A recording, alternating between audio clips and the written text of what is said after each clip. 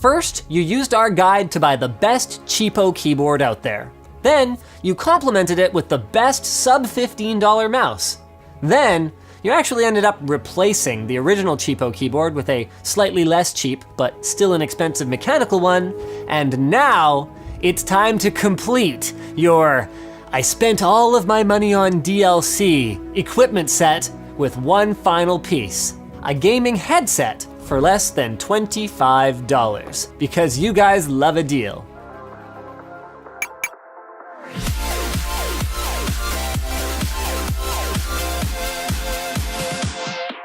This Cyber Monday, Massdrop will be launching 40 of their best deals along with flash sales, which will be live on their site for just 12 hours or until the item sells out. So check it out at the link below.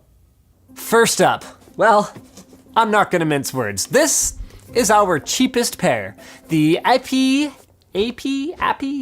whatever, the Vibration Gaming Headphone, and it costs just $10. Now, I actually don't mind this personally, but we're getting off to a bad start here. Vibration is just part of the product name, not a feature, which apparently disappointed at least one unlucky buyer. With that said, AP must have put the money that they saved on packaging to good use, because their headset actually sounds okay, if a touch bassy, and while exquisite is definitely a stretch, for $10, the build quality on these things is surprisingly okay. Their lightweight, deep and cushy earpads and self-adjusting suspension style headband make for a comfy listening experience, though they do get pretty warm, while the long, and it's weird, it's kind of greasy feeling, cable and included splitter make them convenient to use with your desktop, phone, or console. There's an integrated volume wheel and mic, which despite not having a boom or a mute button for that matter, sounds on par with most of the others in our roundup. Test, test, test. This is the AP Vibration Gaming Headphones microphone sound at just $10. And if you plug in the extra USB, you get multicolored breathing LEDs. You can't control them, but hey, it's a bonus at this point. I like this one. Now let's meet our next contestant. Just because your headset is cheap doesn't mean it has to look cheap. But the GD40s from Headphone Ninja definitely do both of those things. They're made of ugly, cheap plastic and crude pleather, and they don't fit well. Even on their smallest setting, they don't seal on my ears properly, though if you've got a real melon head, then sure, plop them on, at least until the poorly padded headband digs into your skull. On the plus side, they've got a semi-bendy-ish, what they're calling blade-style microphone. That's a boom microphone if you're not a ninja in your spare time, and a braided cable with an inline controller that just looks almost as stupid as it feels in your hand. They actually sound okay, but with all these other problems, who honestly cares? Next up, the Sadie's SA708 for $15.99. And wait a second, are these things actually getting worse as the price goes up? These things look more like pretend headphones for kids to play gaming team house rather than an actual product. I mean, just listen to that build quality. And fit gets a big fat fail too. If you have large ears, these are on-ear headphones with hard, uncomfortable padding. And if you have small ears, then they're sort of on-ear headphones with hard, uncomfortable padding. Sound quality, at least, has been pretty consistent across the headsets we've looked at so far, but with that said, the bass on these manages to stand out as extra muddy, and it's one of the only ones that doesn't come with an adapter for console play. And while we're at it, wait a minute, this thing's got the same crappy inline controller as the last headset. I guess at least it has EMI shielding to ensure a good mood. And to their credit, the mic does conceal pretty nicely, along with the rest of this thing, in the garbage, if your garbage can has a lid. The Somic G923 comes in white or black and advertises, in not one but two places on the box, a long, hard microphone with high sensitivity. Ironically, it's actually one of the few mics that stood out as especially quiet and distant sounding.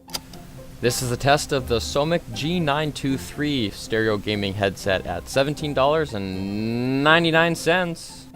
To their credit, they are not uncomfortable though.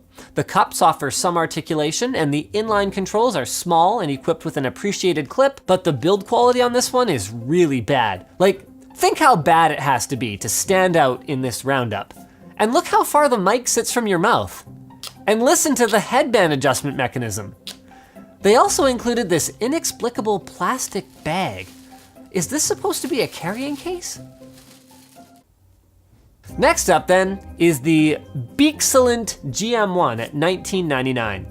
Tons of padding actually makes this one reasonably comfortable despite the rigid design.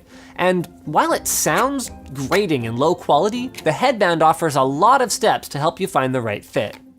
Like the $10 headset, this one also has LEDs, but it's just static blue all day. And it also has inline controls, but it's one of those ones that hangs at an awkward length, and the sound of it dragging across my clothes is definitely not invited to my next birthday party. I'm afraid not even Bill and Ted would approve of this one. Next, the $20 Nubbo N2s are kind of like a souped up version of the $10 APs, at least at first glance. I can say positively that they are the first thing we've seen that comes close to premium feeling today with a soft touch finish, braided cable, and flexible boom mic.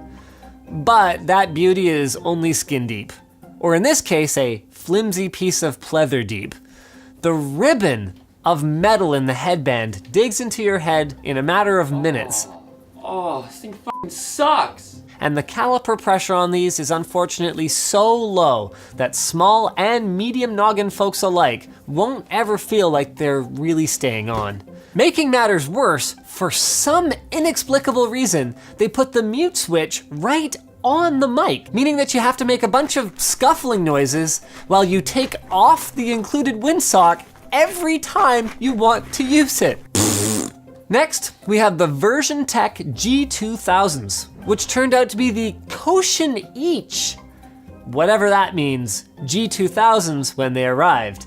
And on the subject of inconsistencies, while they do definitely feature analog connectivity as advertised on the box, they're actually blue, not orange.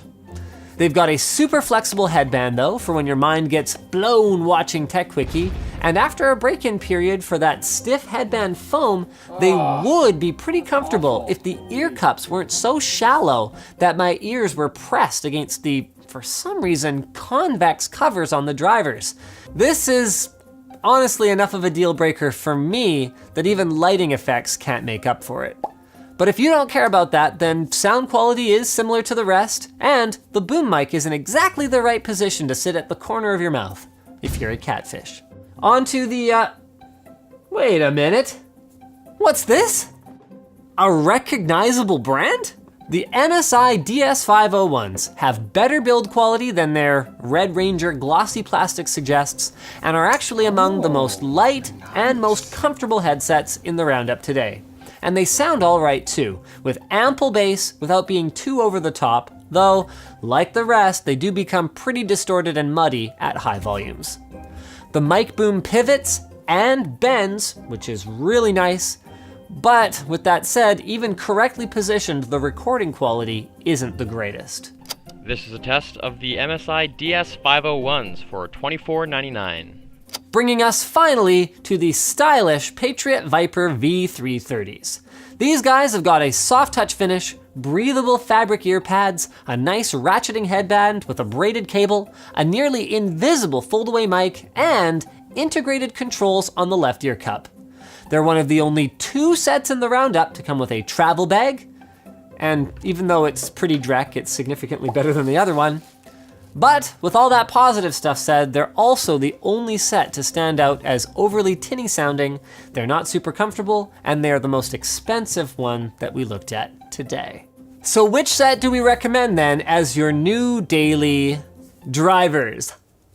Well, since they mostly all have comparable sound and mic quality, it pretty much came down to comfort, build quality, and price, which makes it really hard to beat the $10 APs, whose multicolored LEDs and construction put them way ahead in terms of value, especially when you factor in that they cost less than half as much as some of the other ones we featured. MSI's DS501 does cost more, but was significantly more comfortable to my noggin. And then, if you don't dig the suspension style headband, I'd say go for the Be Excellent GM1s. This episode was brought to you by TunnelBear, the easy-to-use VPN app. When people are shopping for a VPN, one of the features they look for is a kill switch. Now, before you actually get properly connected to the internet and you can start browsing, your device will actually start to send information about itself and what it wants to do to, that hotspot in the airport. And before you connect to your VPN, all of this traffic is actually unencrypted. So in the few seconds it takes to connect, you've probably already broadcast your IP, maybe a few DNS requests, or a search query. Vigilant Bear from TunnelBear stops this by blocking all outbound and inbound traffic so nothing leaks out before you connect, helping keep you private throughout your entire session. And this is cool. If your connection goes down for some reason, Vigilant Bear will kick back in and stop all outbound and inbound traffic until the connection comes back. So for a free trial of TunnelBear, go to tunnelbear.com/LTT. We've got that linked below. So thanks for watching, guys. If this video sucked, you know what to do. But if it was awesome,